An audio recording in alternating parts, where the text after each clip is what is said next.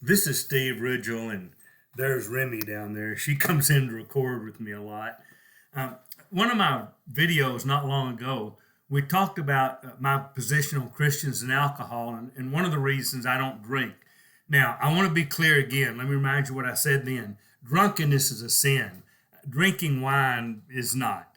And so there's always that debate about, okay, I can't get drunk. I can drink anything I want if I don't get drunk.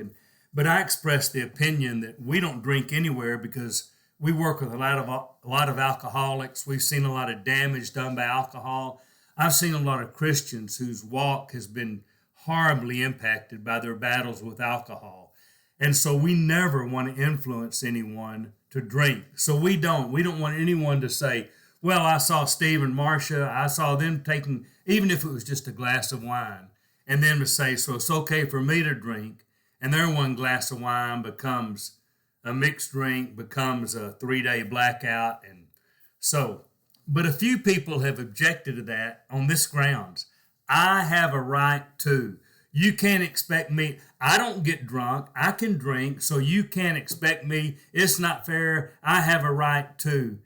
And let me tell you from a Christian perspective, all of that is wrong. When you become a Christian, you give up your rights.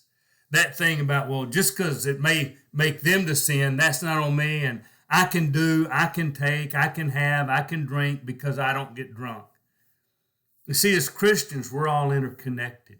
Now, if you don't regularly worship with a community of faith, that's a harder concept for you to grasp because you don't realize how interconnected you are.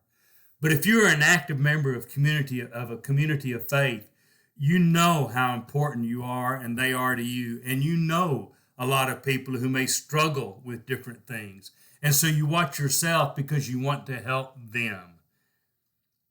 You see, anytime I hear a Christian say, it's my right, you can't tell me I can't, you're missing the point about Christianity. We give up our rights to follow Jesus.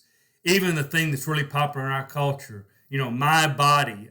No, it's Jesus' body. It's Jesus. It's Jesus. We gave up everything we have and all of our rights when we decided to follow Jesus. We did. Now, we come out way better off letting him be in charge.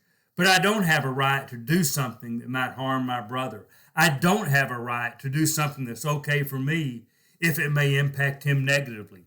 Now, you may not know that, and I get that.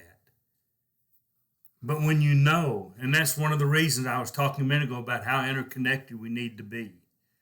Man, we just have to be careful. I don't ever want to exercise my rights that might hurt another Christian. I just don't. Or influence another Christian negatively, hurt another Christian. I just don't want to do that. And so let me just remind you, as a Christian, our rights come way behind what Jesus wants and the rights of all our fellow Christians, the way we help each other. And so if it's going to damage you in some way, if you see me drinking, if there's a risk that it's going to cause you to slip or stumble or fall, I'm not going to do it. Now you're going, oh yeah, but that's easy for you to say because you don't like to drink. No, but there are things I would do that I choose not to because it may hurt other Christians. And I think that's worth thinking about. Now, you can disagree, and that's fine.